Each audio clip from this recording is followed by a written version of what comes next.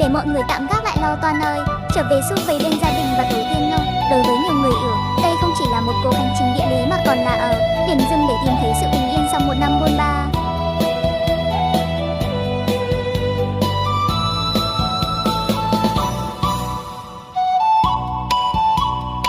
Hình ảnh gia đình quây quần bên nồi bánh chưng, đêm giao thừa hay cùng nhau đi tảo mộ. Cúng ông Công ông Táo chính là sợi dây kết nối với các thế hệ. Những biểu tượng như hoa đào, hoa mây, mầm ngũ quả hay mùi dưa hành ngày, thịt kho tàu luôn đánh thức vị giác và ký ức của người xa xứ. Khi cái lạnh mùa đông tan biến người con xa quê hương nghề, bằng tâm trạng háo hức xen lẫn bồi hồi. Ở những người phải đón Tết nơi đất khách, chỉ cần nhìn thấy một cánh hoa hay một bài nhạc xuân cũng đủ thấy nỗi nhớ nhà ra diết. Nhất là để trở về, để yêu thương và để biết